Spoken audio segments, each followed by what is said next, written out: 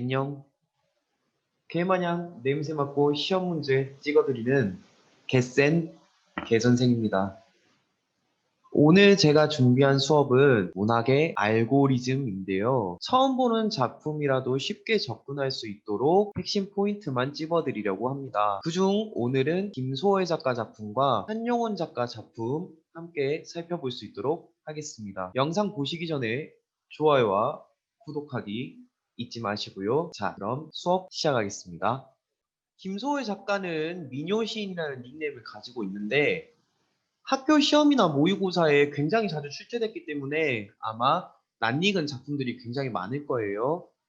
지금까지 자주 출제됐던 작품들을 살펴보면 진달래꽃, 초혼, 산유화, 가는 길, 먼 후일, 접동새 여기까지는 굉장히 낯이 익죠. 그리고 길, 나의 집, 삭주구성은 조금 낯설 수도 있겠는데 그래도 우리가 지금 문학 분석의 알고리즘 지금 작가 특징들 보고 있죠. 이것만 보면 처음 보는 작품이라 할지언정 우리가 쉽게 접근할 수 있으니까 너무 겁먹지 마시고 계속해서 특징 살펴보겠습니다. 사실 이게 제일 중요하죠. 민요적 율격. 7, 5조의 음수율 그리고 3음보의 음보율. 음수는 글자 수를 이야기하는 거고요. 음보는 끊어있는 마디수. 대표적인 작품인 진달래꽃을 가지고 예를 들어보면 나보기가 역겨워 7 가실 때에는 5 이렇게 7호조의 음수율이 만들어지죠. 그리고 방금 3번 끊어 읽었죠? 3음보도 확인할 수 있는데 이게 비단 진달래꽃뿐만 아니라 다른 김소월 작가 작품에서도 우리가 쉽게 찾아볼 수 있는 특징이에요. 그리고 가군이 나와 있는데 가군은 이제 음의 위치를 이야기하는 거예요. 우리가 앞글자로 이제 라임을 따면은 머리 두 자를 써가지고 두운 그리고 가운데를 가지고 이야기를 하면 허리 요자를 써서 요운 그렇다면 가구는 이제 다리 각자를 쓴 건데 우리가 그 여자분들 다리 예쁘면 각선미가 기가 막히다라고 이야기를 하잖아요. 아주 나이스하죠. 그때 그 다리예요. 그래서 이제 시의 끝부분을 가지고 라임을 맞췄다라고 보시면 되겠습니다.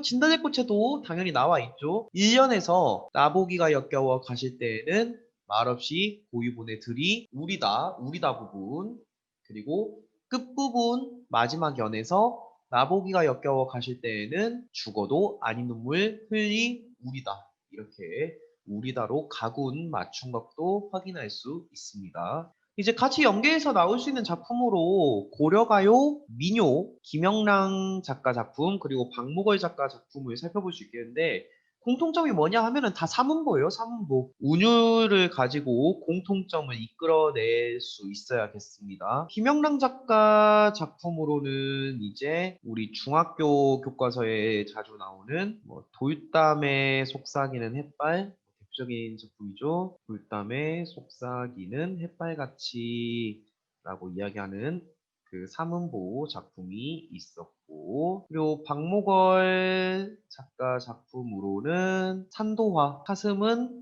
암사슴 발을 씻는다 이렇게 해서 삼음보 만들었던 작품이 있었고요. 다음으로 또 김소월 작가의 특징 반어법 살펴볼 수 있습니다. 아이러니죠. 진달래꽃에 죽어도 아닌 놈을 흘리우리다. 가장 대표적인 또 반어법의 예시로 자주 사용되는 문구죠. 그리고 이 부분 같은 경우에는 우리가 또 학교 시험에서 진짜 슬픈데 이제 슬픔을 감춘다 해가지고 A불비의 자세라고 자주 나오죠. 이것도 확인할 수 있고 그 다음 먼 후일에서 잊었노라.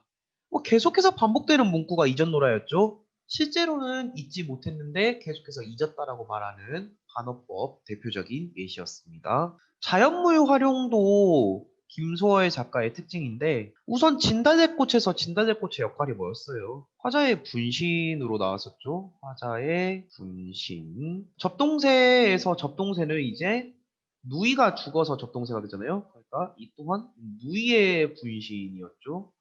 분신으로서 자연물들이 나오고 이제 산유화에 나오는 작은 새 산이 좋아서 산에서 사는 친구였죠. 이 경우에는 이제 시적 화자 역시 산을 좋아하기 때문에 감정이입의 대상이었고, 초원에서 사슴의 무리도 마찬가지였죠. 사슴의 무리도 슬피 운다라고 해가지고 이 친구도 마찬가지로 감정이입 대상. 그리고 삭주 구성의 새나 구름 같은 경우에는 화자와 대비되는 대상이었어요. 작품이 조금 낯설죠. 어떤 내용이었냐면 이제 일제강점기 현실을 보여주는데 고향에 가고 싶어도 돌아가지를 못해요. 근데 새나 구름은 갈 수 있죠. 하늘로 가는 친구니까. 그래서 화자와 화자의 처지와 이제 대비되는 자연물이었고, 가는 길에서 까마귀와 강물 같은 경우에도 이제 화자를 재촉하죠. 얼른 가자고. 그렇기 때문에 화자의 정서에 영향을 미쳐주는 객관적 상관물로서 제시되는 자연물이었습니다. 다음으로 넘어가죠. 전통적 여성 화자가 등장해요. 소극적 태도를 보여주죠.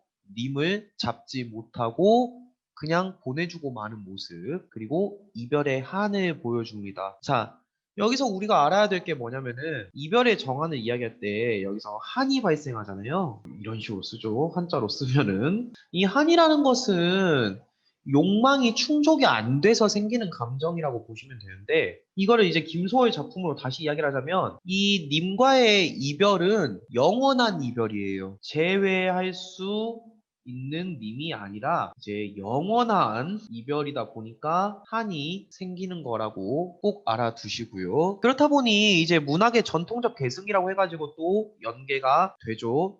우리 뭐 교과서에 자주 나오는 예시예요. 우선 이별의 한 테크트리. 고대가요에서는 니마 그강을 건너지 마오, 공무도화가, 그리고 꾀꼬리 이야기 나오는 황조가고, 백제가요 정읍사가 있었고, 여기서 시작을 해가지고 그 다음 고려가요 넘어가기 전에 이제 한시에서는 또 송인, 대동강을 과장법으로 이야기한 송인, 그리고 고려가요에서는 네, 똑같이 소극적 여성 화자가 제시되는 뭐 가시리, 그리고 같은 이별 상황이지만 오히려 적극적인 여성 화자가 등장하는 서경별곡, 네, 때문에 화자의 태도 차이점 물어보는 문제로 같이 나오기도 하고요. 그리고 이제 조선시대 시조로 가면은 대표적인 이별의 정한이 바로 황진이의 시조,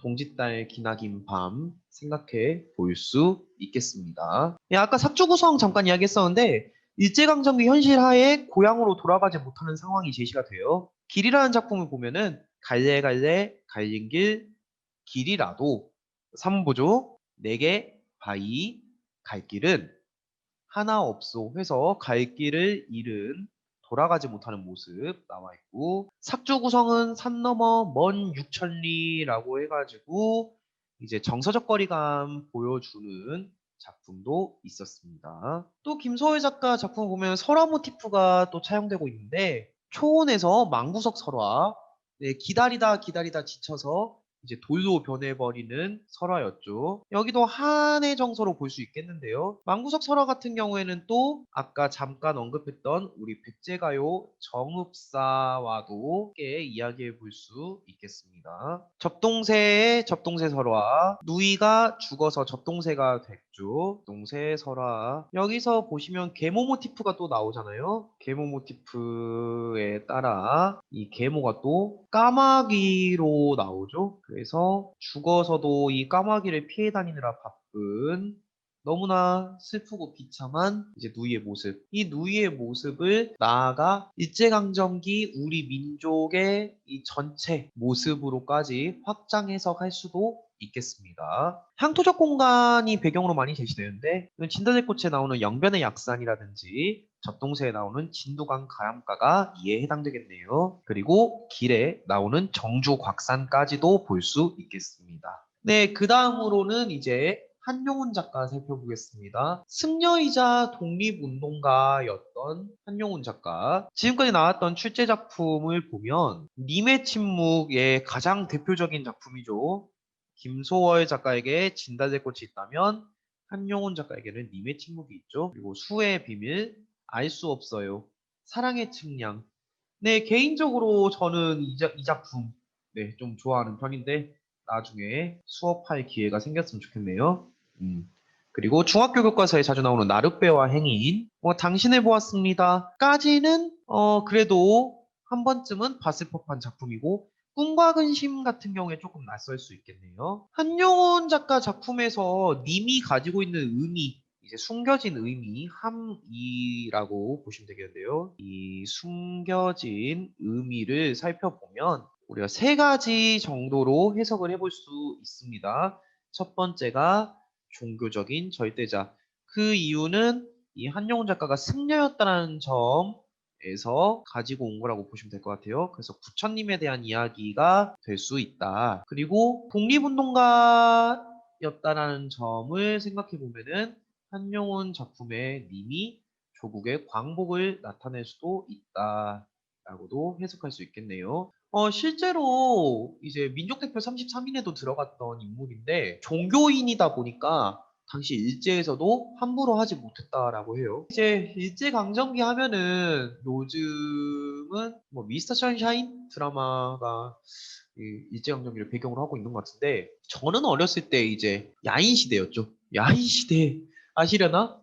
예, 정말 야인들의 이야기인데 거기서도 보면은 초반부에 한용운 이제 스님으로 나오죠. 승려로 나오는데 그 미화 경부라고 이 김두한의 라이벌 굉장한 악역이었는데 필사대기를 그냥 갖다 후려 갈기는 이런 장면을 연출하기도 했습니다. 다시 돌아와서 사랑하는 사람 네, 조국 광복 2번이었고 그리고 사랑하는 사람으로도 해석할 수 있다는 거. 네, 당연히 승려다 보니까 작품에서 불교적 가치관이 들어있죠. 불교적 가치관이라고 하면은 우리가 이제 정말 자주 나오는 것들 뭐 윤회사상 돌고 돌고 돌고 전생, 현생, 후생을 이야기하는 윤회사상이 있었죠. 드라마 도깨비 보면은 네, 도깨비도 굉장히 인상 깊게 봤던지라 매 회마다 눈물을 흘리면서 봤어요. 그리고 인생무상도 불교에서 많이 이야기하는 거고 그리고 대표적인 님의 침묵에서 나오는 게 이제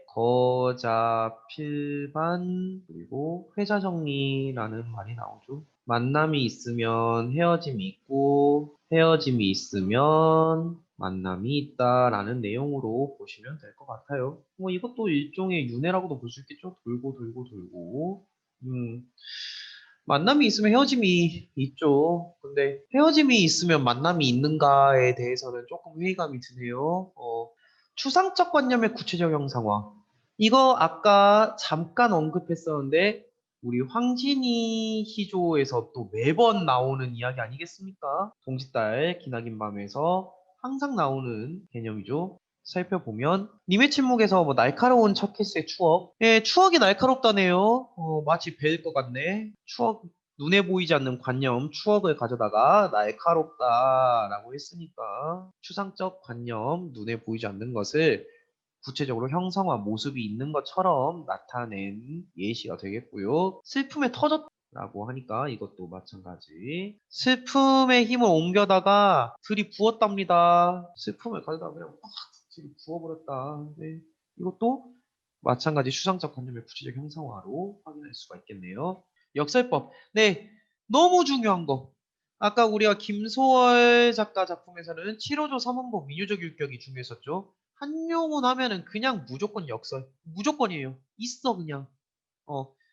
다음 중 뭐 이 글에 쓰인 표현법으로 알맞지 않은 것은 그냥 볼 것도 없이 무조건 역설법이에요. 그리고 김소월 작가 작품이랑 비교를 한다 했을 때 아까 김소월 작가는 제외할 수 없는 님. 그래서 한이었죠. 한.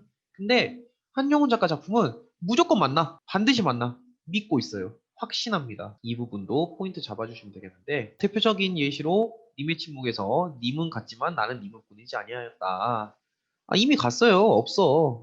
근데 뭐 잡고 있다라고 이야기를 하니까 이것도 역설법이 되겠고 알 수 없어요에서 타고 남은 제가 다시 기름이 된다. 이미 다 타버렸는데 이게 다시 탈 수 있는 네, 그런 기회가 주어지죠. 수의 비밀에서 짓기 싫어서 짓지 못하는 것이 아니라 짓고 싶어서 다 짓지 않는 것입니다. 뭔 소린가 싶죠? 이거는 이 작품을 좀 읽어봐야 아마 알 수 있을 건데 이렇게 생각하시면 될 것 같아요. 우선 종교적인 차원에서 이야기를 했을 때 승려라고 이야기했으니까 종교적 차원에서 봤을 때 뭐 이제 불교 신자들은 부처님의 존재를 믿고 계실 거고 이제 기독교에서는 그 하나님의 존재를 믿고 있겠죠. 사실 저는 종교가 없어서 저는 저를 믿는데 하나님을 믿는 교회 다니는 친구한테 하나님이 어디 계시니? 라고 물어보면 뭐라고 대답할까요? 뭐 내 마음속에 계신다? 혹은 이 세상 모든 것에 깃들어 계신다 그렇게 이야기하지 않으려나 싶은데 어쨌든 눈에 보이지 않고 만날 수 없는 대상인데도 마음속에 있는 거잖아. 그렇기 때문에 필연적으로 역설법이 발생할 수밖에 없어요. 독립운동가였다는 점을 생각해 보더라도 우리가 역사적으로 보았을 때 광복이 1945년 8월 15일이었죠. 근데 한용운 작가가 작품 활동을 주로 했던 시기가 1920년대예요. 주로 활동했던 시기가 1920. 그럼 아직까지 광복이 사이즈가 안 나오거든.